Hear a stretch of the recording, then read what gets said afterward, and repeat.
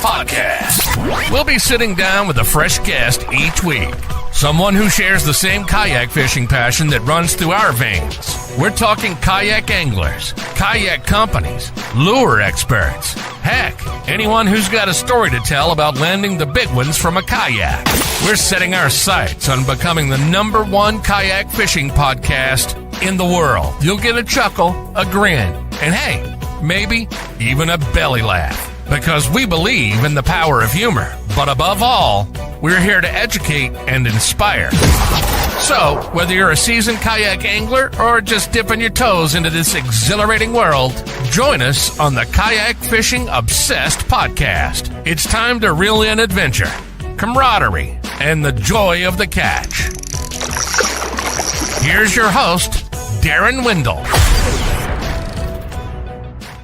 You fish freaks, welcome to episode number 139 of the KFO show, Kayak Fishing Obsessed. Wyatt may be popping in here. He is on Santee Cooper right now, and he was driving back, so we'll see him in a little bit, hopefully. But tonight is going to be a banger. We're diving straight into May bass fishing, the window where things can get really good or really confusing if you're not dialed in. There's no one better to speak about it and break it all down for us than who we've got joining us tonight, Drew Gregory. Drew is not just a hammer on the water. He's built a reputation around figuring fish out in real world conditions, especially this time of the year where you got pre-spawn, post-spawn, spawn, all at once, depending on where you're at. So we're excited about that. And on top of that, he's the man behind the Kayak Adventure Series. So looking forward to hear more about that tonight. And so we are going to be getting into what's actually working in May, how to stay on the bite as things change, and some truth bombs that help you catch more fish starting tomorrow. And of course, if you're out there chasing bass, you already know things can go sideways fast. And this is exactly why Hoover and I built K-Fast, real world safety training made specifically for kayak anglers. No fluff, just what actually keeps you safe out in the water, from PFD best practices to self-rescue, situational awareness. This is the stuff most people learn the hard way. So don't be that guy. Head over to kfast.co, get certified, and make sure every single trip ends the way it's supposed to with you coming home. All right, let's go ahead and bring on Drew. How's it going, brother? Oh, you're muted again. Show's muted. Somehow I got muted. All right. There he is. How you guys doing tonight? Doing good, man. I'm doing good. We got 44 live right now. That number 52 live that keeps jumping. And yeah, we're just trying to figure out next month what's going on. I'd love to hear about the Kayak Adventure Series. I know that's where you're spending a lot of your time and attention. I don't know if a lot of people know this, but you're like, I could beat your house in like 35 minutes. Yeah. Yeah, really. So, I mean, we're super close. Yeah. Really close to one another. This is not Drew's. We were having audio problems, right? And we could have just said, dude, hang tight. I'll be right over there. I'll be right over. Right next to you. I'll hop on my e-bike and I'll be I'll be right over. So it's been a while since I had you on the show. How long ago was that? Who knows, man? It seems like we're usually on every few months or 6 months or something. I don't know. Yeah, I have you on the rotation. I like having Drew on. I get a lot of great feedback. It's a good time, man. And you're a hammer. You know what you're talking about, so it's lots good. To talk about. Yeah. All right, so let's go ahead and let's just get a little download. Let's get Kayak Adventure Series. Let's talk about that a little bit, because I know you're like right in the thick of it. You're coming off a really great event. I know you're super pumped about it. So walk me through what's been happening recently, and of course, what's going on here in the next few weeks and few months. Man, it was awesome. You guys definitely, if you've not done one of these events, I'll tell you, Darren, I'm like, the thing that I took away from this great Midwest of us event in Indiana that we had was just how many people texted me and emailed me and messaged me when we ended it saying, like, dude, they was their first time fishing one, or maybe it was their second time or whatever. But I got so many messages saying, dude, you were onto something here. I don't know if you realize it. And I mean, I think I realized it because I thought really long and hard about this format and how to make it very enjoyable for the anglers and easy and fun and educational. And they were like, man, we've never had more fun, like with the whole structure of the whole thing, from the Wednesday optional welcome dinner to the Thursday opening ceremonies at a brewery and restaurant, and then no pre-fishing allowed on Friday because we start on Friday afternoon. So we get to everyone, it's like a load off their shoulders. We hang out, we have drinks, food until they feel like quitting, on Thursday night, because they just they get to sleep in until 9:30 or 10 when they want to show up to the Bashi brunch breakfast, which is optional, but they learn from Dr. Mudbug like a fisheries biologist that is expertise is the crawfish at this. So we have a seminar by a pro at every, you've been some. So Bass U Brunch on Friday mornings, and it lets the fish rest. I mean, that's what Major League Fishing and Elite Series usually try to do, have one off day, So we don't have a complete off day, but it's, 3/4 of a day or something like that till 3 p.m. when they start. So they have the breakfast and brunch, and they do the fishing they love this Friday fishing because you're not driving somewhere, getting up early in the morning, driving somewhere like an hour or 2 hours, in the dark, cold. It's just like, you're just like, oh, cool. It's 2:00. I'm driving to my ramp, and I get a fish on a weekday in the afternoon and get an evening bite. And, there's not a lot of other public out there on the water. So they've been loving that. So anyway, they just seem to really like the format. And then they didn't say people messed up on Friday. They said, man, that was not it. Like, but we have been given a $250 bonus for the Friday leader, but because it's a 5 fish limit total. Yeah. Doesn't matter. Fish say, hey, I'm not out of it yet. I can go fix my error, whatever I made a mistake on. I can go on Saturday, get 5 good ones, win the whole thing. Yep. Or switch to the micro. Has that happened, Drew? Has that happened? Is that something that happens often? That happens. It does happen. Well, either that happens, either they had a bad day, or they eventually call out all their Friday fish, which made their Friday fish irrelevant. So my point is, even if you can't make Friday, there's something called the Day 2 Dark Horse presented by Dark Horse Tackle. It's like a prize that we offer them, right? So it's the angler who moves up the most spots from day 1 to day 2. So if you have 0 on day 1, whether you couldn't fish or you just didn't have a good day, you move up the most spots, you have the better chance to move up the most spots. So lots of extra cool prizes they're getting. And actually this last event, Josiah Bahari and Clayton Carter from Ohio, Josiah was in second place, had a really good, after day 1, had a really good spot.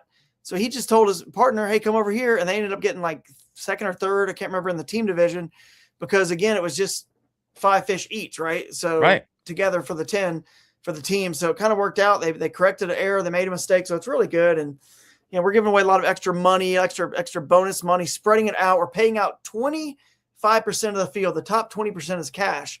Then the other 5 get Guardian Angel $200 light kits. So we're basically paying out 25% of the field. And this year, we're paying out 100% cash, and actually over 100% at some events. We're paying 200% when you count the prizes. Like the raffle kayak we gave away at this event was $3,600. What kayak was it? PDL 120 Pro. Old Town. Right on. Yeah, Old Town PDL 120 Pro. So I have that Old kayak. Town they didn't have to give us the most, like one of their most expensive kayaks, but raising money for the ACA this year, the American Canoe Association. So anyway, paying out 100% cash, 200% if you count the prizes, because you guys all get those $100 gift bags just for being the first 50 to sign up. And the anglers are starting to love it because there's this one thing called Unhooked by D Hooker.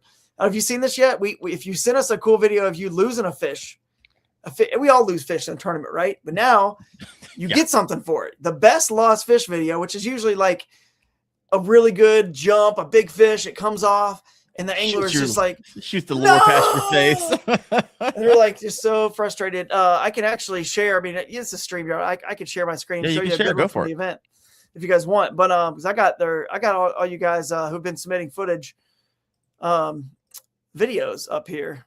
This is what's fun about Drew event, right? So if you're fishing that day before, he has drones out there and he's getting this footage, and he actually shows it at the at his award ceremony, which is kind of nice. So I wonder if I put it in here. So there's a lot of good nominees. If this Unhooked, one of my favorites though, if I have it here, we always misery loves company. I just lost a nice one yesterday, so I want to see other people lose it. Make me feel. All right, well, here's some good ones then. Can you guys see that pretty good? Oh yeah, I can see it good. So, it's a spinning reel. Yeah. We had like 6 lady anglers in this tournament, 5 or 6. Nice. Oh, get over here. Oh no. It's like she had her net out and everything. It doesn't look like it. The angle's weird. She was like, I don't know if I got that. The angle's weird. She got it. And then let's do another one here. Hang on. All right. It's good to know it's not just me. Not just you. Not just you. All of us here. I want to show hang on, let me find the right folder again. It's on the water, I guess. Here we go. Unhooked. They are fun to watch. So this was a good one too. So we have a tough decision to make. This was a good one. It's on the river. All right. On the river. Oh, got it.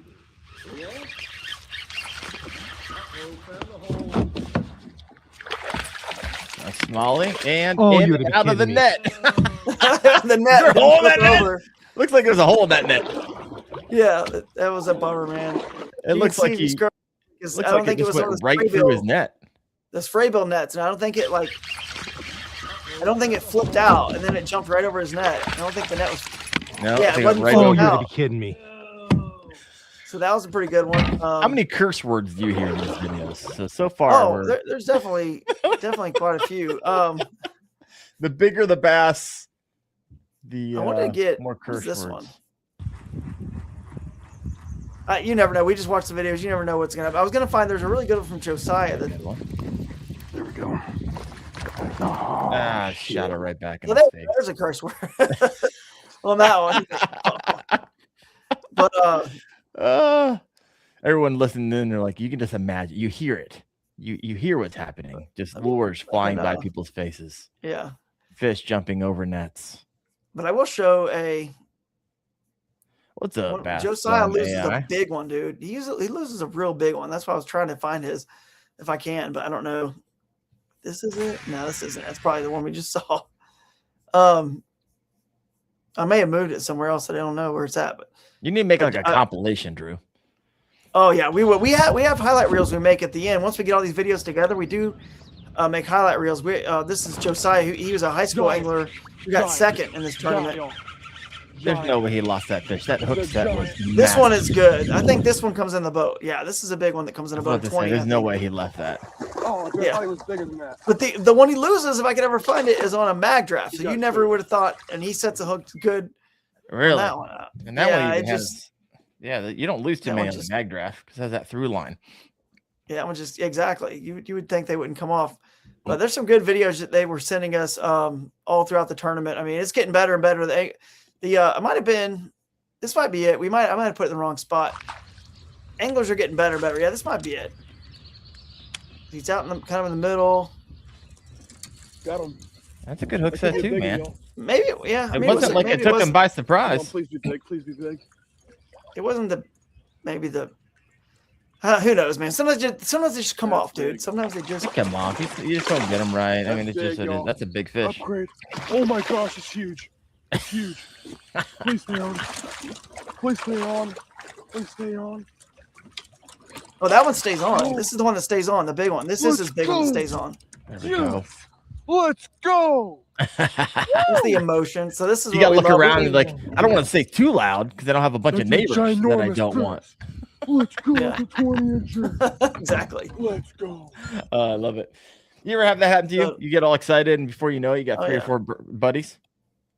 Oh yeah. And the next thing you know, everyone's showed up. This is a cool clip that someone submitted of them bed fishing, catching a bedfish. We love this one. Just one single uncut clip. This could possibly win the Angler's Cut. We'll see. Angler's Cut's an extra $1,000 they get, $500 in cash and a brand new GoPro. Here you go. She bit. He's Oh, got got him. So for you listening in, I mean, that kayak was almost over top that bed. That was crazy. Yeah, he was Like- right on it. He was like on it. I'm talking On it. 5 feet away. Seriously. You can hear Get breathing him in heavy. It looks like he's got a TRD. If I saw that, if I got a good peek at that that lure, Might have been. because you guys, But I remember good- when I was at the Springfield one, you guys gave away the Fatty Z from Z-Man. That's what it looked like. To be honest. Yeah. So I got a couple questions over here before Yeah, we man. keep on moving on. They're coming Yeah, in we from can, the comment section.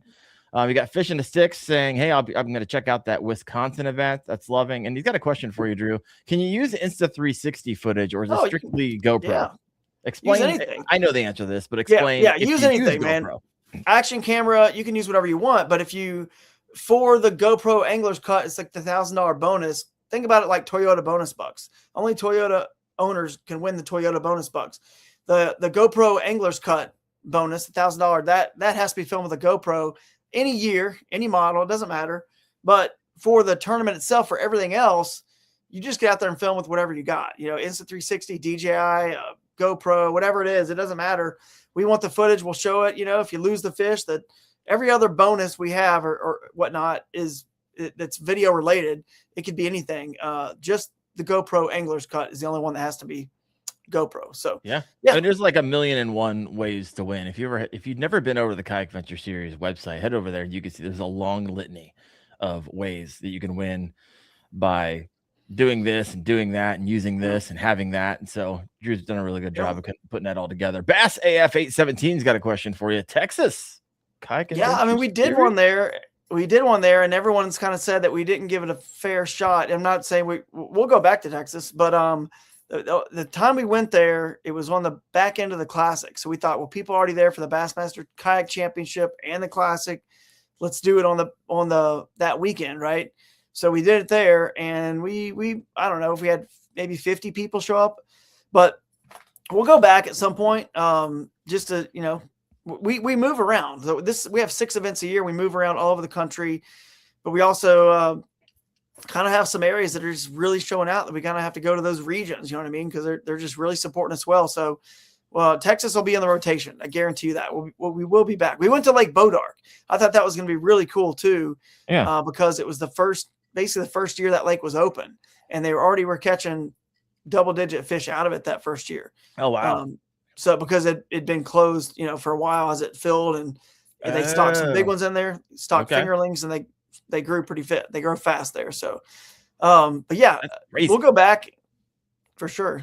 I like it. Send us some suggestions. Go with the KAS. There you go. Throw in the comment section. Where do you want to see lakes? the next KAS? What lakes? Let us know. We'll read them off here in just a minute. Drew, lakes and rivers. We should specify that our format. That's what's unique and different is we let you fish within usually about 45 minutes, maybe as far as an hour from our host city.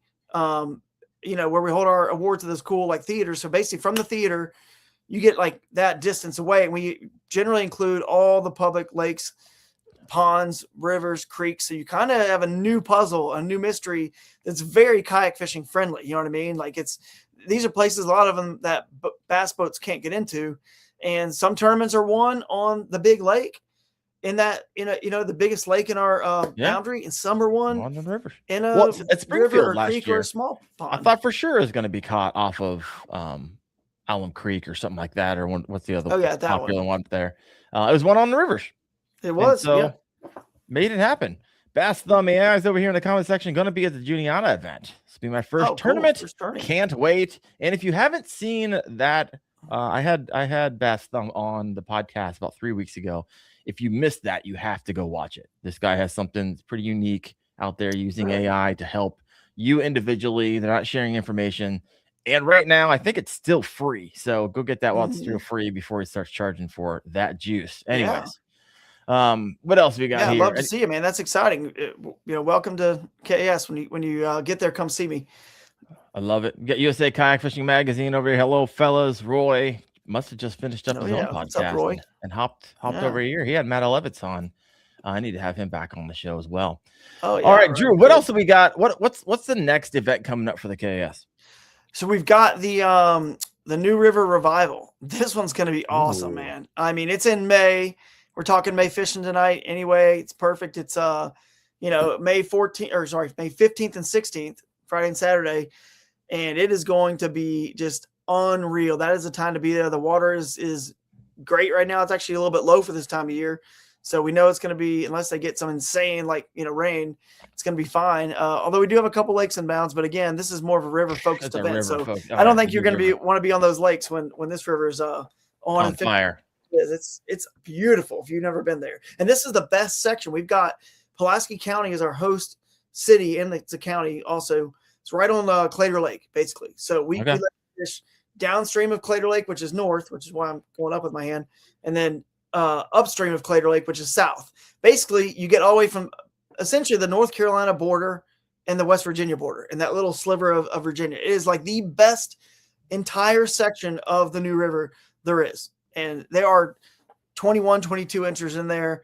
You just got to find them, but they're in there, and it's going to be an incredible event. We might see Century Belt or close to it with smallmouth, although we've seen that, before in KS in Upper Mississippi. And Alex had 106 inches of smallmouth at Broodstock. They ain't freaking gone. So you need to calm down. Century Belt with that one. That's awesome. All right, so let's kind of use that as a segue, and of course, you can if something reminds you, obviously, this is your world, Yeah, this yeah. kayak adventure series and fishing and all that stuff. So, use that as a segue to hop into some May bass fishing. I know some of you guys hopped on, and we're gonna peel back the layers of the onion. I just got some questions for you, and Drew, I know you can just rip because you have such a Oh, wealth yeah. of knowledge here. So, when you think about May bass fishing, let's just go the mistake route. What is the biggest mistake you see anglers making right out of the gate?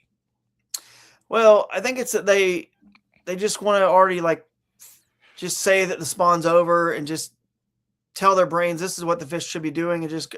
But the reality is, May is it could be anything, like you said when you introed the show. Free. So you got to go in there with an open mind.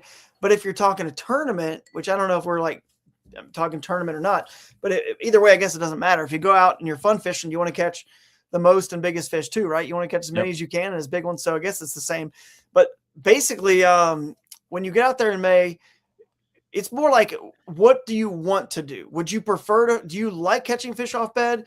Do you not like catching fish off bed? Do you like catching fish that are pre-spawn, or do you like post-spawn? And there's differences in those, and we'll explain them. But I prefer in a tournament, especially if I can find some fish on bed, that's great because I know where they are. They're not going anywhere if they're locked on bed.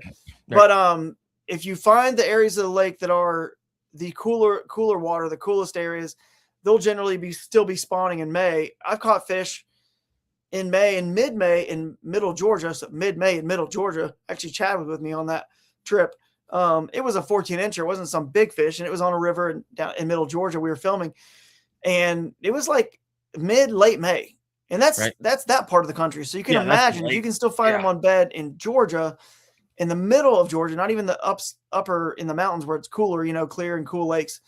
You could find them. So don't forget they might still be on bed. And then the other thing I would say, one of the biggest mistakes I see people make is that fry guarding bass, that's more likely what you're going to see.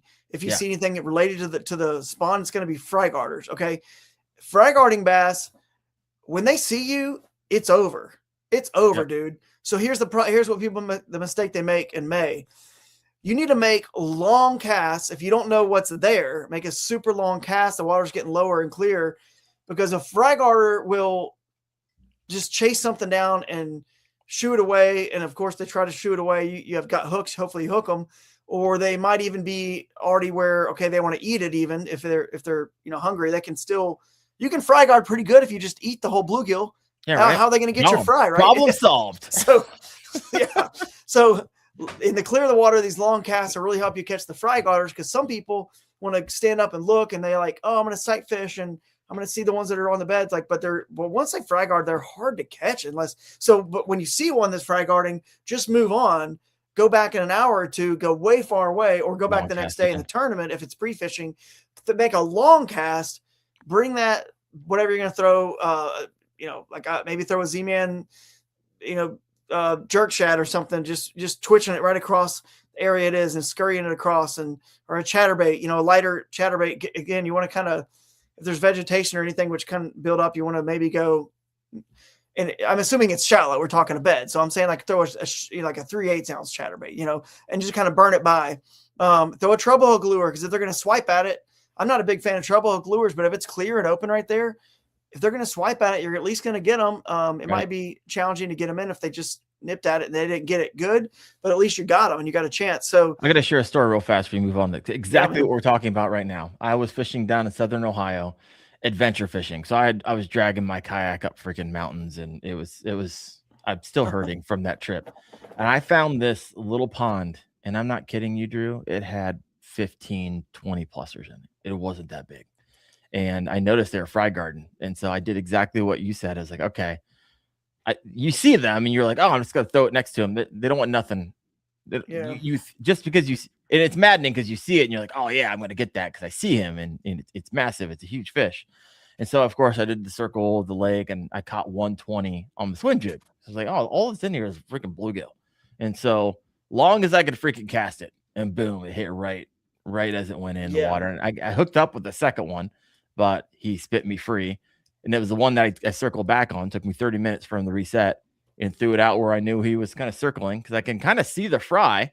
I mean, they're tiny right now, like uber tiny. Yeah. Oh, yeah. It's exactly what happened. So you were spot on, and I'm a testament to that. It just happened last week.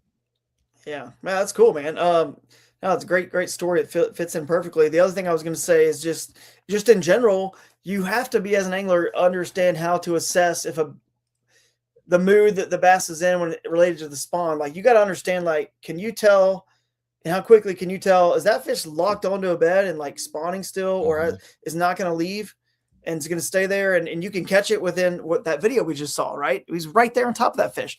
This is in upper Indiana, right? Northern Indiana. So they are locked on right now.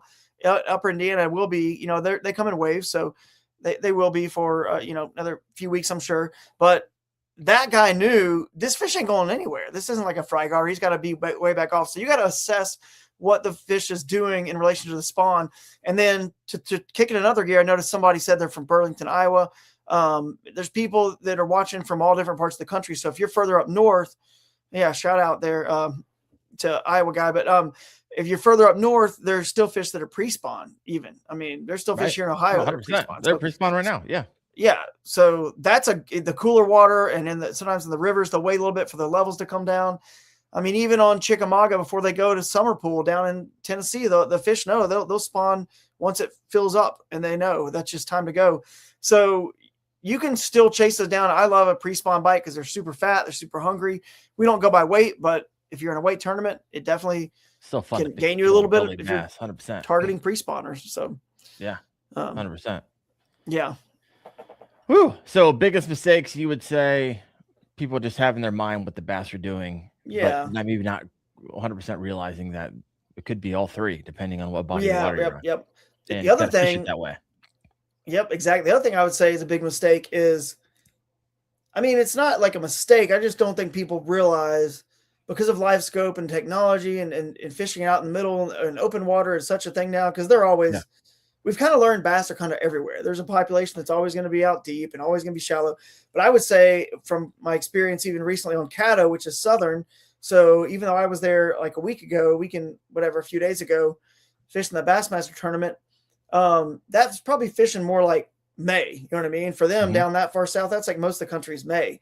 Well, as pollen and wind blows and vegetation starts to get on the surface and things start to, you know, mat up, the bass will get shallower than you realize, like big ones even. And I only had one day of practice, like 4 hours. So, I mean, I got 36th place. It's funny. I've flown into my first two Bassmaster events, and both of them I've gotten 36th place. But this one was out of 211 and the other one was Kissimmee. But anyway, like virtually nil on pre-fishing. You're just flying in fishing these things. Yeah, I'm just flying in basically. For the championship, I had a little bit. That one I got 20 something place, just missed a check. I was like 20 something. But anyway, it's hard to, you know, without the pre-fishing I can tell it's affected me a little bit this year. Last year, I won Havasu and did pretty good. They ended up third in AOI with doing the same strategy. But honestly, I found the fish. I had a flight to catch. I had to leave 45 minutes early from the tournament. So I had a flight to catch. So that kind of hurt. I finally figured out what they are, which brings me back to what I was saying. Like, bass are way shallower than you realize. So hitting the bank with your bait, even when you don't, as long as there's just a little bit of this, even in Indiana where we just were, there's this like stuff that this algae and just kind of stuff starts to grow in these lakes that have vegetation or whatever. They'll be under anything. And literally I was catching 18-inch fish. Again, I wasn't on like winning fish, but I know that there were some bigger ones around also doing the same thing that they're hiding. They were in 8 to 10 inches of water. I'm not kidding you. Their backs are out of the water, but little vegetation's covering them up. My buddy saw them on a bed because the fin was out of the water. It's like I saw the fin and then I saw the shadow and he freaking throw a Yamatanuki 2 inches, probably a foot in front of his mouth and boom, nailed it. 18. Yeah, they're it's fun. The bite is so fun because you see them waking because they come out from underneath. Yeah, like, whatever the little thing they were hiding on, super shallow, and they wake it, and it's just fun to anticipate that bite. And one thing I would just say that kind of helps us learn about May, there's an M with May. I like to do alliteration so things like make sense. But May for me is like moving baits. So moving bait May or May for moving baits, however you want to remember it. You can probably come up with the best way to do it. Order that, but they move for stuff in May. The water's warmed up everywhere to the point where a cold-blooded creature like that, it's not true in April. But by the time you get to May, water temperature, it doesn't matter anymore because there's like this zone, kind of like us, right? I think everybody's happy 65 to like, high 78, 80 degrees. Oh, yeah. So everyone's pretty darn comfortable. No one's like, oh, freaking out. I got to go under a tree and get shade, or, oh, I got to get Right. warm. It's too cold at 65. There's a zone where bass are the same thing we are. They're just like, it's all good for them. Game And I on. think it's 60 Slow, to like 80 degrees, 60 fast. to 80 probably. Slow, medium, doesn't matter. I'm eating it. Yeah, exactly. But you can move now. It's the point where it's warm enough everywhere in the water, everywhere in the lake, in the rivers is warm enough where you can move it. So, moving bait May, you can crank it and go fast and cover water. And that's kind of what I was doing there on Caddo to kind of eventually find them that last day when I was kind of just pre-fishing my way around that second day of the tournament. But Lake Fork the year before we were, again, was a championship in March, but just, it still speaks to the point. Dude, they were so, even already in March, we had that warm championship for Bassmaster last year. They were so shallow, even big ones. So just don't forget how shallow they get. You don't think they're there because you can see in the water and you can see there's not fish there. But if there's anything that's big enough for them to hide under or around, it doesn't take that's much. where they sit. And then you throw something, and if you don't see a weight coming after it and you're fishing water that's that shallow, bring it in and move a little bit, make another cast. And then if you don't see something waking it, bring it in. And because they're not going to be on every cast, right? It's just like every cast you make in 10 feet deep. They're not everywhere. So you just feel like they're not there, but they're there. They're super shallow. So they're there. Especially what I love, and I find them all the time. It's almost like people don't even fish it, but all those, like, whenever the wind's blowing and it pulls all the junk of the lake to a corner, and there only be like a 2 or 3 feet, like the reeds and all the junk's on top. There's almost always something under that. Almost always. I love it. Thank you, River Tom. Thank you so much, brother. Thank you for the super chat here. Appreciate you. Let me see. What was this question? There's Fishing with Gramps. What's up, JT? He was at our event as well. So Stinky River said, almost went into the drink, tripping on the transducer cord for the Striker 4 on the new Canoe U10. Any tips to keep those cords under control? Oh, let me see. I usually zip tie mine, hide all mine in the bow, but I've seen guys wrap them on the transducer if they have like one going over the side, but I would imagine that's a transducer puck on the bottom. So I don't know. If you guys got any ideas for Stinky River, go and throw those in the comment section. Fishing with Gramps, I'm not going to lie, brother. So good to be seeing you pulling fish out of the water. So I've been loving seeing that, loving seeing you back active, catching pike, catching bass. You're the freaking man. You're the man. All right. Yeah. More May stuff. I got more. If we go. Bring in chat comments if people have questions. But I was going to say my next thing in May you guys start thinking about is, especially the further south you go, right at the beginning of May, you're starting to get into like a lot of more bugs and hatches, and your frogs are more alive. You got even our guest speaker, Dr. Mudbug, Reed Morehouse was talking about how crawfish, even still up in like Indiana, they're not even out yet. They're not like out and active, but by the time May hits, your amphibians, your snakes, your lizards, everything else, and your hatches, your mayflies, and everything else start hatching. So that's the other reason why I'm telling you they're so shallow, because they're waiting for these frogs to jump in. They're waiting for it. They haven't had a chance to eat frogs all year. They're finally, again, remember guys, we're talking about the whole country here. So obviously frogs have been out in, March further down south, but in general, you're just getting to that point where everything else is coming alive, the hatches. So you'll get in clear water. May's pretty cool too. You can find, generally start to find like clear water, and you can probably find murky water in that same fishery. You know what I mean? It's not like it's summer where everything's just crystal clear yet. You still have enough rain, and there's not quite enough evaporation where you got good flows coming in from rivers. You got fish that start to, after they spawn, the ones that aren't resident river fish, you do have some fish that want to start exploring and just feeding their way wherever their life takes them. Some of them start heading up some rivers.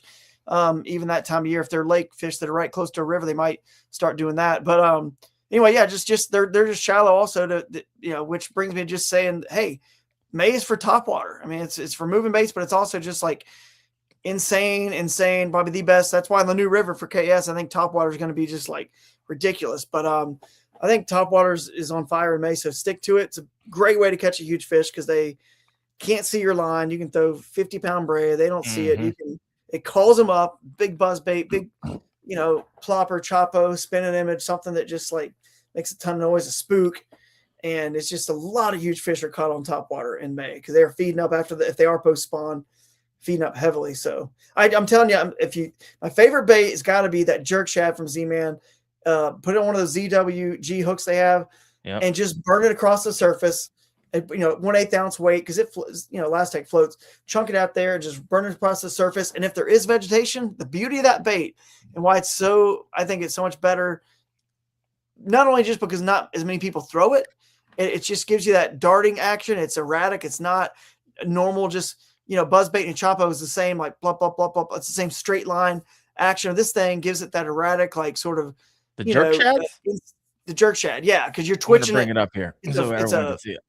It's like a fluke style bait, a soft plastic. But basically, if you can get that, you put it like a 1/8 ounce weight on it, and again, it basically floats because the elastic is buoyant. So, which is the beauty of the Z-Man stuff is you can add weight to it, and it's because it neutralizes it. You can throw more stuff on a bait caster with their stuff than you can, which is good because now you got your bigger line, your heavier line, and you can just you chunk that out there. This is for smallmouth or largemouth, and you hold your rod up and start popping it and swimming it as it slithers across the surface like a spook on the surface. But then the beauty of it is when you start to get into places with vegetation, you can bury the hook and it comes through it like ease. And then if it gets snagged or kind of hung up on something, all you're doing is popping it for action anyway. So all you do is just pop it and rip it harder. And that's the action that you're supposed to give that bait anyway. So it clears the bait off of the weeds off the bait, but it also gives it the action and triggers a bite. So, and you could skip it. It was so easy wherever you want underneath any brush. And it's like the 7-inch, and they could just come out with a 6-inch too. But yeah, they make a 3, 3.5, 4, 5, 6, and 7. Which ones are the ones you like? 7? I like the 7. I mostly only use the 7, but I also throw those other ones back on the back of chatterbaits when I don't want a boot style. Mm-hmm. But I mean, I've used them all at different points. If you get in the fall, you might want to get the smaller one. If you got the small shad in the fall, clear water, just a little bit more stealthy. You can put them on the back of buzz baits as a trailer. I love that as well. So yeah, they're super versatile, but with the way I'm working it now, I want to call big fish up. So I like the 7-inch size and smallmouth, the way it folds, since it's all just, there's no, it's not like it's a line through, it's got anything inside, it just folds. So they just get the hook. So even smallmouth, it's great because it calls out the big ones and it just folds right in their mouth. Easy to get that. You can boat flip them in. You got 30-pound braid on a, straight braid on a bait caster's favorite way to fish. You can rip them out of vegetation. It's awesome. You can let it sink and go slow with it by, cypress trees. You want to let it just swirl and zigzag. If you want to stop it, kill it when you see them waking it. You want to kill it, let it kind of swirl and then just die. They eat it, and then it's game over. Yeah. So, Utopia Outdoorsman said, I had success fishing those jerk shads in heavy cover last summer. Good bait, 100%. All right, folks, if you've had a question for Drew about May bass, really about anything, I'll go ahead and ask him. Go ahead and throw that into the comment section. We'll get back around to that. Also, if you have not yet done so, please hit that like button. Helps get the show a little bit of juice when it's all said and done. The algorithm likes that. It likes a lot. Also, I don't share this very often, but if you haven't done so yet, head over to Apple or Spotify and rate the podcast, right? And so I have a lot of great ratings. However, I get some goofballs who are like, hey, there's a click in my audio. 1 star. It's like, you think it might have been your computer, maybe not the podcast? I don't know. Pretty crazy. But every once in a while I get those 1 star, 0 stars. And it takes a whole lot of positive reviews to keep that up there. Got some questions over here from Midwest Kayak Co. What color chatterbaits is your favorite for May? Oh, dude, I'm glad he asked this question because generally I only throw a couple colors of chatterbaits, but I want to have this. I don't have the skirt on this one. I wish I did, but I want to have the bluegill color, and then like a murky water. I like to throw something like this. It's like white and chartreuse, basically. Mm-hmm. Actually, it's got a jerk shad on the back of it right here. But the bluegill is the one that I don't have the skirt on this one. I could see one later on. I'd show it to you, but this is the head of it. But anyway, the bluegill color, the bluegill pattern is probably my favorite. Because the water, that's basically what I use in clear water everywhere. If it's clear, I go bluegill. Mm-hmm. If has some stain to it, I like that white and chartreuse kind of action. There may be one other color I use sometime, but basically that's it. I mean, maybe I use that golden shiner sometimes, but What type of chatterbait are those? I like the I mean, gosh, I use them all, but that new Elite Evo is good. Yep. It to me, you can go tungsten, you could do the one without tungsten. I know they're discontinuing the tungsten one, so How but come? to me, I know it's like, I mean, yeah, they're discontinuing it. I don't know if you know that or not. I do now, but you know why? Yeah. The price of tungsten has gone up over the world like insanely. Yeah, but people will So pay it doesn't make it does you're not going to pay the price they have to charge to sell it. You're not going You'd to be pay it. No one's surprised gonna what I pay it. would pay Well, that's true. for But fishing gear. but I there's why Wyatt, what's up, brother? is he frozen? He's at relaxed retreat right now, and they have zero internet. So he's like, "I'm going to try it, and we will see."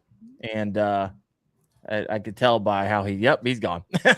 Well, he'll come in here if he gets in here. Cool, whatever. You know, I'm sure he's busy winning something or trying to put his trophy somewhere. He's on a roll. He's on a tear as of late. So good for Wyatt. Yeah. Well, really quick. So we have a thing, Drew, going on because Wyatt has a job, but he's never there because he's always fishing and he's always calling off. And so every week we do a segment called "Does Wyatt Still Have a Job?" And I don't know how he still has a job, but I'm not entirely sure. Someone says tungsten's up 300%. That is wild. Okay, see, that's why. Yeah, we haven't discussed if he has a job. I don't know. Wyatt actually called me today. He was on Santee and he was telling me his fishing adventures. He said he caught a 21s and 18s and 19s, and they said he lost a couple donkeys punching. And he said he had one. And you guys if you were punched before, he went to set the hook and it like sprained his wrist because it was so big. Where it pulls back and you weren't expecting it. And unfortunately he didn't land it, but he's like, my wrist still hurts from that hook set. Punching. Wow, so I don't know. Sounds like a log to me, Wyatt. Sounds like a log. I love that bead where it says the 10-pounder I lost. It's like 100 lures in this giant log under there. Oh, that's fun. Yeah, that's what it is. But I will say that that's the one to use. Just the Evo is great because here's the thing, man. So when they came out of the tungsten, everyone's like, "Whoa, tungsten!" And I'm sure they're like, "You can feel it better." And I'm thinking, have you ever not felt a chatterbait? No, I think I feel chatterbait every time. And they're like, "Yeah, but it's a different sound." And I'm like, "Well, I would buy that argument if we knew that the different sound it made somehow could prove that that's the sound they like better for some reason. Like, what makes you think what if they like that sound worse? What if that sound doesn't? I mean, everyone's just trying to make all this stuff. It's like about why. I'm like, I don't think they care. I think they like them both. I think it doesn't really matter. I think you're not trying to get ahead. You're not trying to get a lead head bait smaller, the lead smaller in a bait. It doesn't really do you a lot of good on a chatterbait because the profile of a fish is obviously much bigger than this teeny little head. So why are we trying to get it smaller? Sure. If anything, you should be arguing it should be getting bigger with using a 10 or something else, like some other material, because then you can make it like bigger and the profile is more of the size. So anyway, I don't think it matters personally too like much. For like a Texas ray or something like that. Yeah. If you want a smaller, you're right. All right. Yeah, I'm not sure it really matters for a chatterbait, but either way, they stock up on them now. If you didn't know, they're going away, I think. But they might be back. Who knows? Ebb and flows of tungsten. I guess I don't buy a lot of tungsten. I don't know. We'll see. Yeah. Steven Surgeon said Wyatt was sitting in the dark. Maybe Wyatt doesn't have a job. I honestly don't know. I didn't ask him today, but it's one of those things. I'm sure you would make his wildest dreams come true if you fired him, whoever he works for, which he hasn't shared, so I'm not going to share yet. All right, what else do we have here? We got a bunch of comments over here. Wolf's over here. Wolf said, now, mind you, I bought like 20 of those tungsten ones to eBay resale for millions down the line. That's a good comment. Look at these two handsome gentlemen. He bought them to resell. Did you guys ever see the Office episode where Dwight Schrute has that Christmas toy? He bought them all so that they'd be out of stock, and then he's meeting up with people and selling them for like a giant profit because he knew it was the one. Anyway, Wolf his 9:16 comment is the one that reminds me of that one. 9:16 p.m. there, where he bought 20 of them to sell on eBay. There you go. Makes sense. Makes sense. It does. All right, we got some questions over here. Hey, fellas, just bought a PDL 106 as my first fishing kayak. I bought most of the relevant upgrades from Navarre. Any tips for river fishing out of it? I'm on the, I don't really know how to say that. Monongahela. How do you say that, Drew? Monongahela. Monongahela. There we go. The good news about so a PDL, you've got depth in that river pretty good, unless you're way upstream. So that pedal drive is good. And what I would say about that is obviously it's going to help you fish upstream pretty good. That's when I have a motor on, the river kayak, like the Shoaly that I use, Torpedo on the back. I go upstream and fish my way that way. It's just a little bit better to just hold yourself with the current. It's a little easier to control than going downstream. Now, when I don't have a motor, I just want to do a float trip. Then I take the kayak that's stripped down. It's bare bones, lightweight, easy, but to hold your position. So go upstream, and you have a 106. So that's a 10-foot 6 boat, I assume, right? So the biggest tip I would give you is just try to find some public access points that aren't the boat ramps. Like, that's why you got a kayak, man. That's that small. Don't put in at the boat ramp, because by the time everyone's fishing the most around that a couple miles from that boat ramp, is probably getting pounded the most there than anywhere else. So go find somewhere that you could go upstream, find a creek. Another good May point, by the way, creek mouths. The good news about May is you still have a lot of rain, happening in April and May. So you got these dual water clarities and colors happening all the time. It was a big in our Indiana event here for Kayak Adventure Series. There were some muddy creeks coming in, and some places the smaller creeks clear up faster, so they're clear, and some of the bigger rivers are still muddy. So you might have clear water coming into muddy, or you might have muddy water coming into clear. But either way, those color changes in May are, mudline May. That's another thing for May. Mudline May. Look at you. What kind of alliterations? So yes, I'm trying to moving bait May, mudline May. What else you got? Drew? So yeah, we'll think of something else. But that's my suggestion. So if you can find an area that's got some creeks that are coming in, put in somewhere that's not a boat ramp, and then go upstream, you'll probably and fish super shallow. You'll probably eventually find them, because if they're spawning, they're up shallow, and if they just finished spawning, the fry guarding, they're shallow. They're just all shallow. I mean, a lot of fish in May are shallow until they move back out in some of the other lakes. But you're in a river, so they're mostly all can be kind of on the banks right now. I got like not three too far questions from me, by the way, coming from the comment section. So this is what I love about having us running off the show and just ignoring everybody who's listening in. So we got a lot of questions over here. I'm gonna get to them. Charlie Sanders Fishing question. Drew, you're gonna love this. How do you stay confident in keeping it simple, shallow water fishing? Drew's like, that's weird. I mean, it is tough. I'll say this. This is an individual sport. If you go back and you look at everybody's results, you see them and hear about them when they pop, when they're like, oh, they won, or they're up in the top 10, but you don't really go and look. But it's just like, fishing's just tough in general. Like, no matter what, it's tough. And you have to remember that and stay mentally in the game of fishing. Because even for the best anglers, it's super tough. I mean, I can tell you tournaments this year that just barely squeak. Kissimmee was tough. Barely squeaked limits out there, or even on second, they didn't even have a limit. Still finished 36 because that was so tough. But anyway, point is, but fishing super shallow, it's one of those things where they're there, and that a lot of the pressure these days is with the electronics is going offshore ways. You don't use that technology that shallow. How shallow I'm fishing. And you can't use live scope very well that shallow, because they're also hiding under and behind stuff that the scope would never show.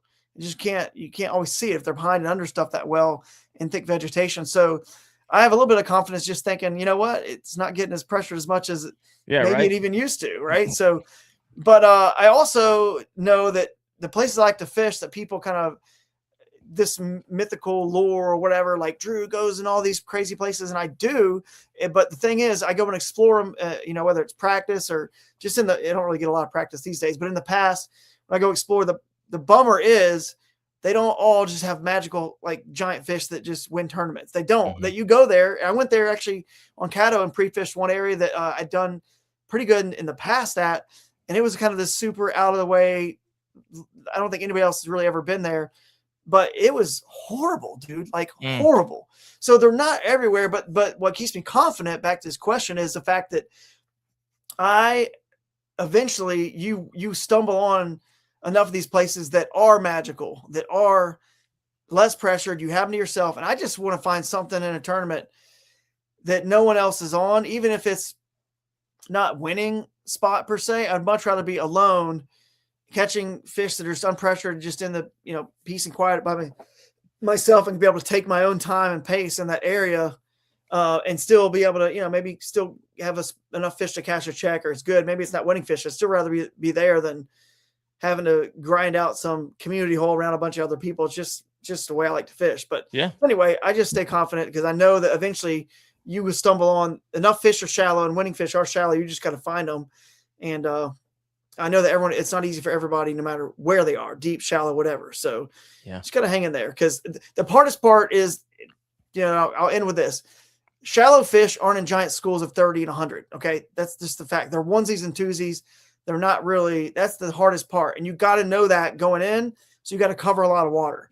Sure. On a river or creek, there's only one alpha that would matter in a tournament in some small creek, like one alpha fish that would matter on your 5 fish limit. Like again, I'm just kind of being general here, 1.5 miles or 2 miles. There might be one that would really matter. Maybe two, maybe a couple, they could still be on your stringer, but and you just got to cover a water, man, and just find them that way. But fish fast, because when you fish shallow, you can fish fast, because either it hits the water and there's the first few cranks, there's an explosion on your bait, or a wake you see, and then you can reel it in if it's not, and keep moving and keep casting. So that's the thing. Just fish fast when you fish shallow. I like it. So I like it. All right, got a bunch of comments over here. Here's CT Yak Bassin. Had a super tough bite during the first term this year in CT. Found a Yamatanuki bite. Placed top 5. That's what the Yamatanuki does. I love that freaking bait.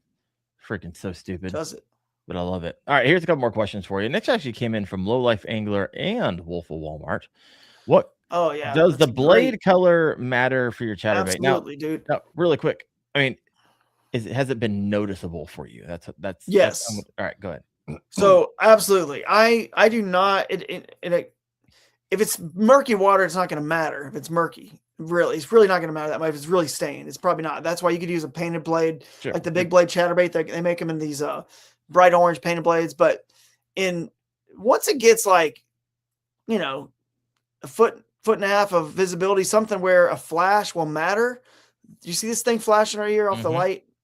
It does that like a spinnerbait, and it's like critical for me to have a blade that flashes, because it can draw their eye, and they'll notice that, and then they go and then they see what it is and they hone in on it. If it doesn't flash and it's far away, they might be keyed in on something this direction. And again, bass can see in 350 degree radius, so almost all the way around. So I want to alert them, signal them, and then all of a sudden they see that flash. It's like they can sense it and see it kind of with that side of their eye. That I don't know how they see and focus in.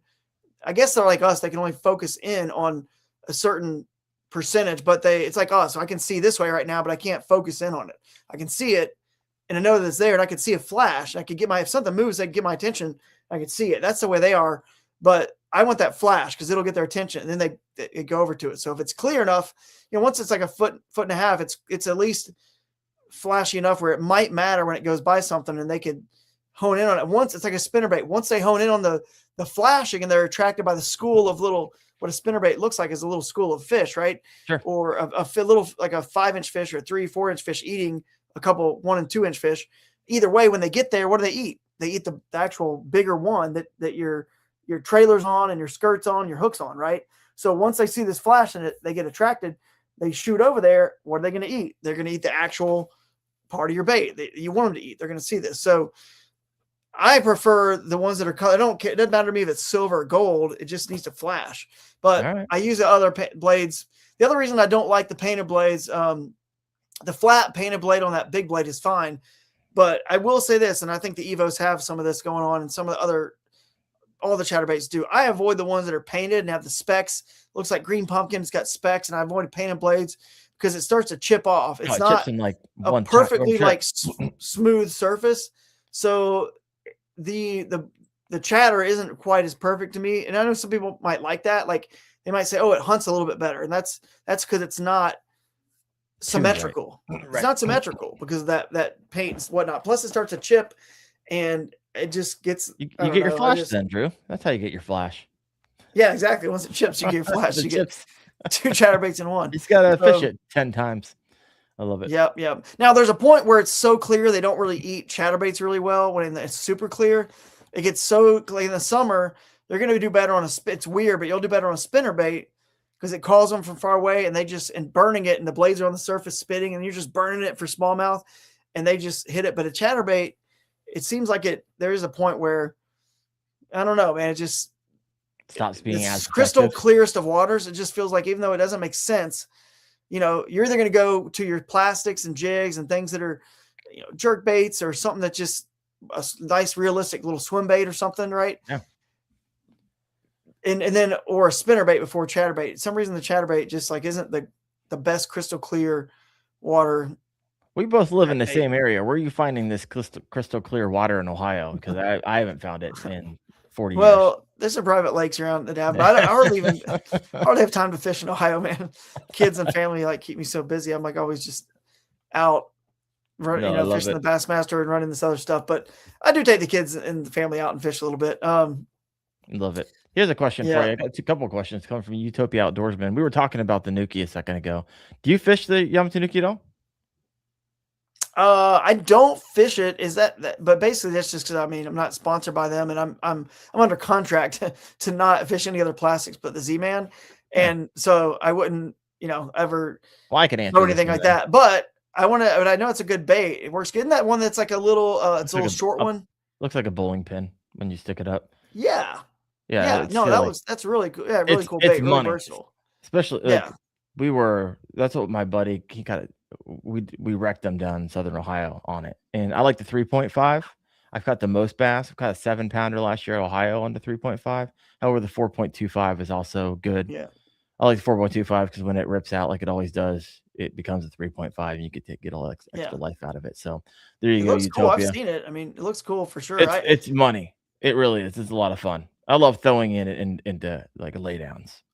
Yeah. Love it. And it just flutters down and it usually just gets nice. Yeah. Nailed. All right. Other questions here. Here's a good question from John Molnar. Drew, do you use any kayaks other than the Shuley? My Shuley was flawless on our Shenandoah River tourney last weekend. Yeah, it's a great boat. I don't really use any other ones than that one because every once in a while I use the Smalley, but basically I'm a little bit lucky because I do have one that's a Shuley that's lighter than it's supposed to be, and it was accidentally made with less plastic, so they couldn't sell it. So I do have a little bit lighter ones, which is kind of nice. So it's basically the weight of the Smalley.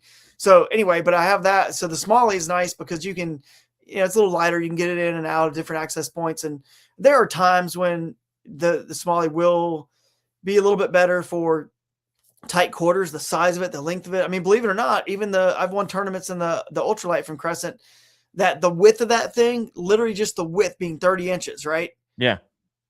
No other kayak and no one else could have. Now, is it like super rare to find a situation? It's like Keith Bochet, fishing out of his Gator Tracks boat or something small like that. Somebody trying to do that style in the bass boat world.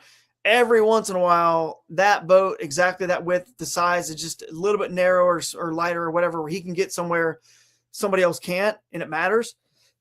But not very often. But anyway, the Smalley is a little bit better for stuff like that. But the Shuley, it's just easier to stand in. I think for most people, it's a boat they prefer because I have, that light one, and because I've got multiple Shuleys set up for different ways. Like I got one double power poles and one that's for just the Torpedo, and one that's the lightweight one that has nothing on it at all. So it's literally just like, 50 pounds, just pick it up, 45, 50 pounds, whatever it is. So, not really. Cause I feel like it can do anything and everything. I can take it offshore. I feel totally comfortable in it.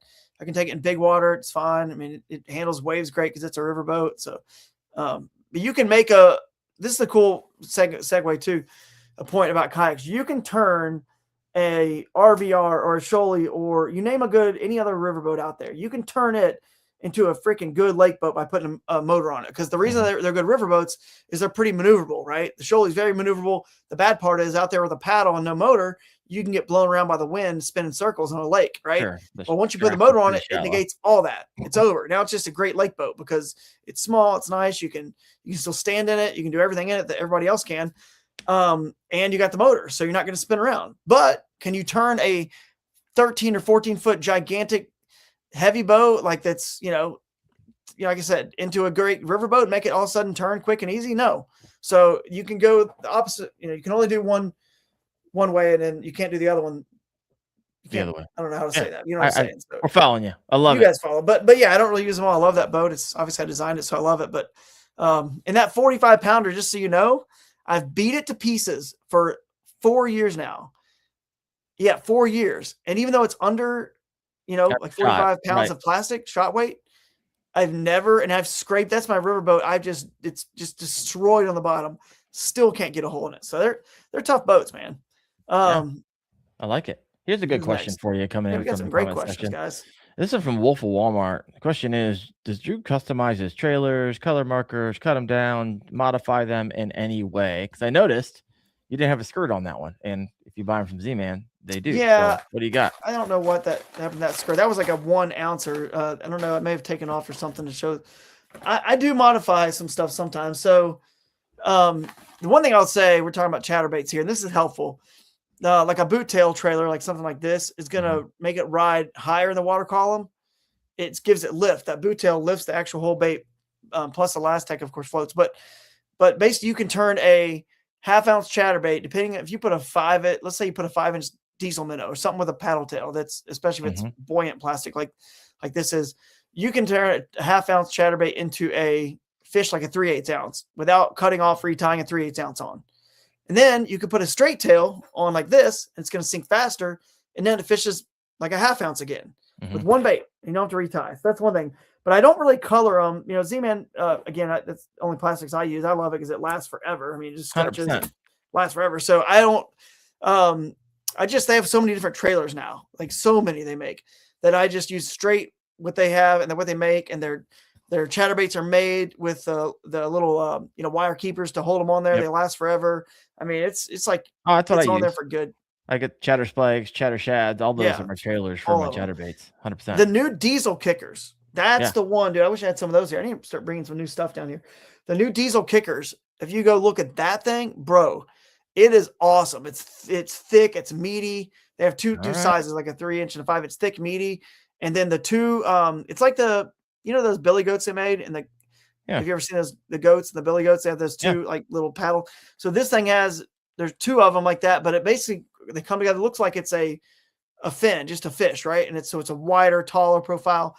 But that thing is really good on the back of a chatterbait because it's thicker and meatier. It helps it skip, and it's a real good thing. So yeah, I don't really do a ton of. The only thing I do, like if I assume he's talking about chatterbaits, but like on the cross-size jig, a little smaller, which they're discontinuing that jig. I don't even know if they have it on the website for sale. The cross-size jig, yeah, the cross-size power finesse jig, the small one. Okay, that one right there. So I do cut down the Pro Crawls like elastic crawfish bait. It's a Pro Crawls. I cut it down. Like I cut a 1/4 inch of it off to make it fit a little bit better on a smaller like power finesse jig. So I do have to cut some stuff down like that. I don't really color it and dip it in anything and stuff like that. But yeah, no, I like it. We are going to I'm going to slowly start landing this plane only because I have to get up at 4 a.m. tomorrow, drive to Cleveland, fly to Maine, and do some content with Malone Auto Racks. So I'm excited about doing that. So pumped up. That'd be great.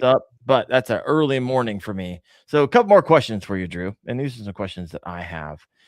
What's a May bass fishing myth that needs to die, in your opinion? What's something you hear all the time and it kind of like irks you? You're like, that's not true. That's not true. Nope. I feel like we kind of even did some of this at the beginning a little bit about that the bass are done spawning. But again, it depends on where you're at. I mean, they're done in Florida. I mean, but like I said, in middle Georgia, where they were spawning and still spawning. Again, I think your biggest ones definitely spawned earlier, but just they're I don't know. I guess that's probably it. The one we talked about earlier, just that it's it's over, and it's not over at all, because fish, they spawn in waves first of all, and a female can spawn several times, and they will, because especially in rivers, because flooding and stuff happens. So think about like grapes. The fisheries biologist told it to me this way one time. It's like when they check their eggs, some grapes on the vine are ripe and ready to eat. Some are already like dying off, right? And some are not ready yet.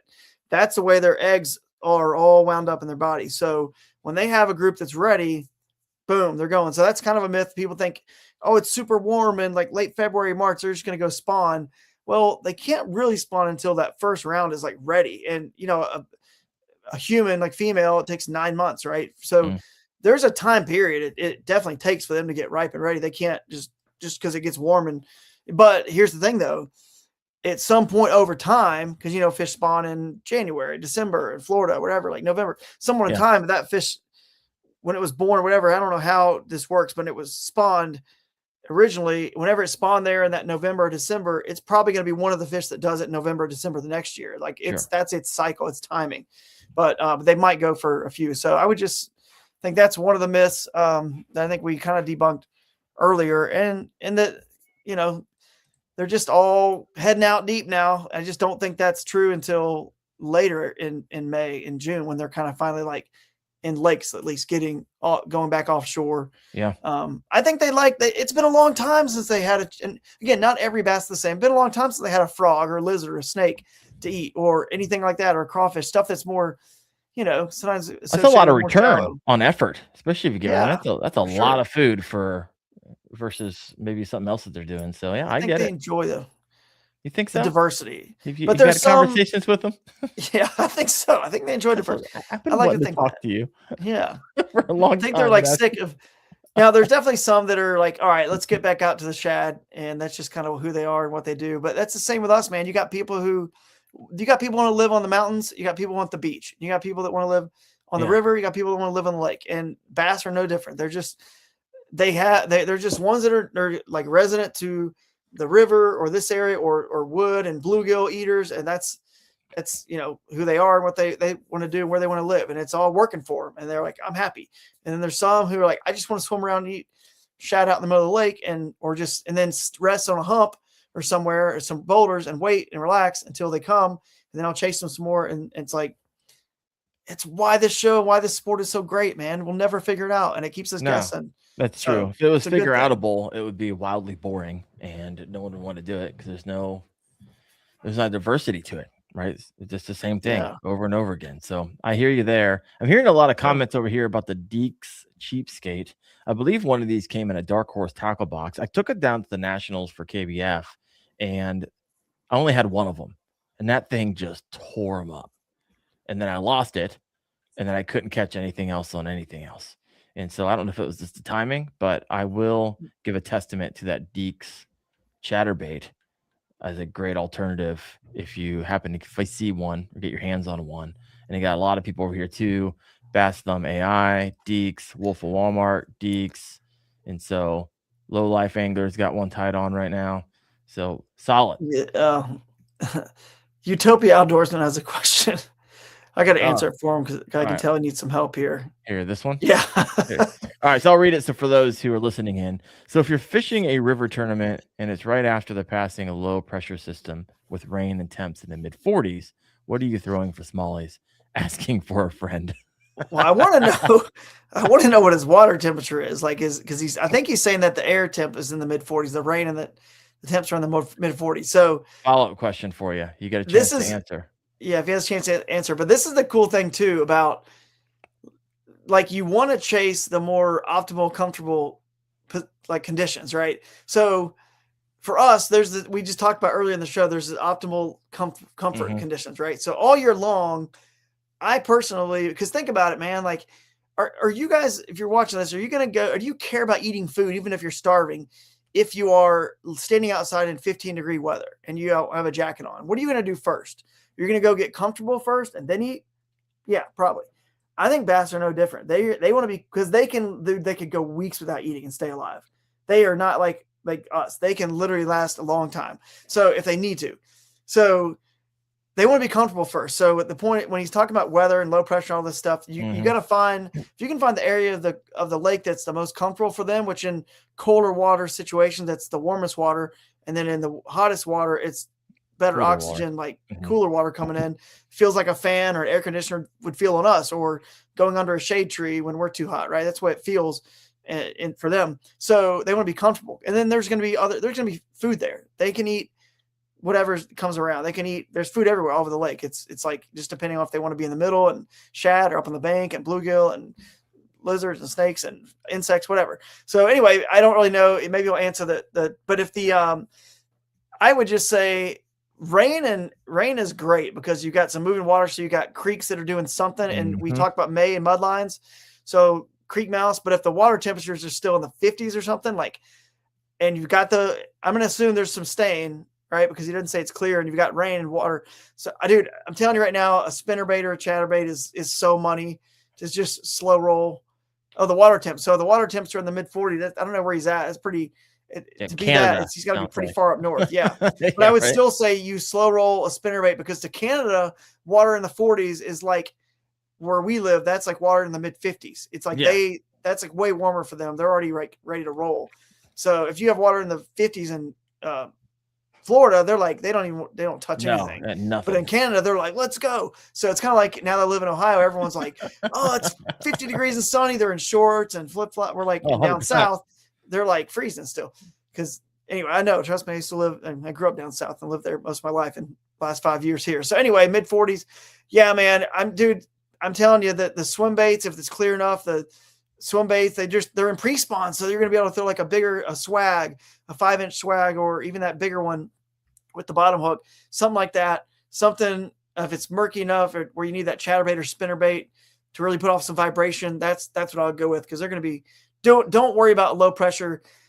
I'm not saying it's BS and none of it's true about low pressure and high and whatever, like high pressure and which one is, well, low pressure is actually good, but high pressure, as they say, is bad. So low pressure, they should really be chewing like a spinnerbait or something. But all that pressure stuff, it doesn't really matter because we got to go when we got to go, right? We have to go to the tournament and fish it. So if the water temperature is warm enough, I don't think, like everyone was saying, that the day two on Caddo is going to be really cold that morning, a super cold night, cold front, just shock these fish. They're not going to be hitting moving baits. They're not going to be shallow. And I'm like, I'm over there going, nah, this water's been too warm for too long. It is not going to change a thing.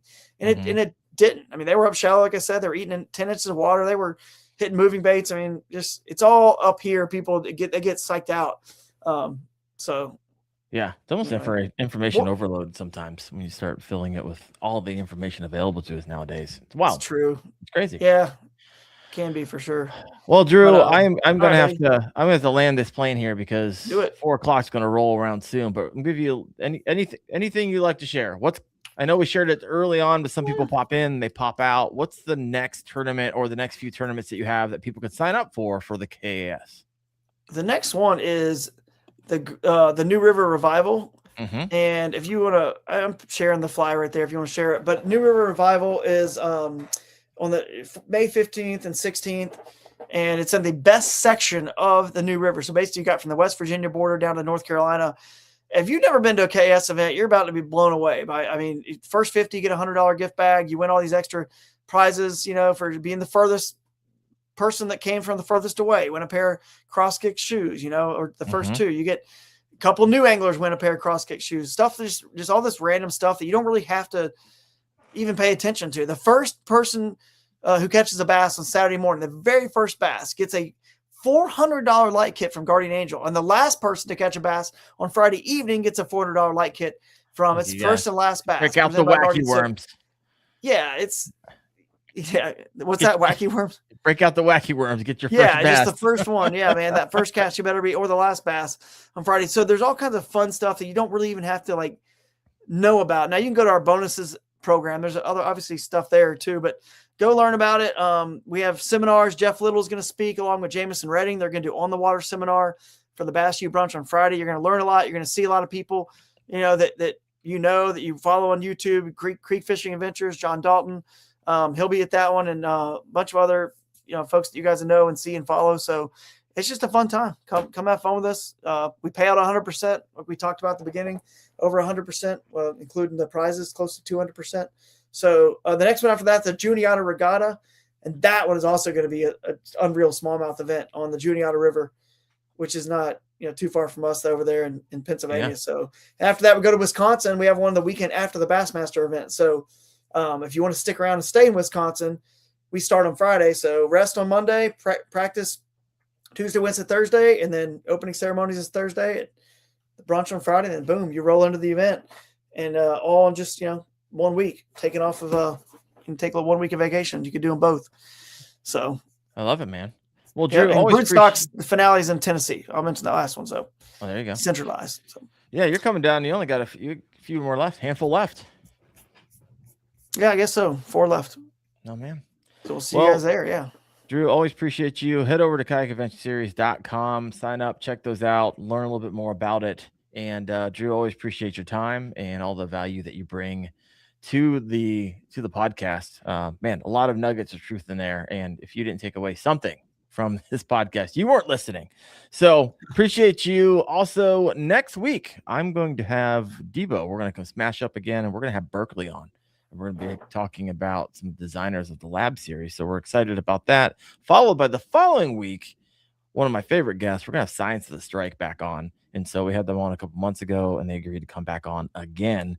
So we're pumped up about that. And then the following 2 weeks after that, well, I'm down at Santee Cooper with a whole lot of content creators. It's going to be a good time. So I will see you next Tuesday night, 8:30 p.m. Eastern on the Kayak Fishing Obsessed podcast.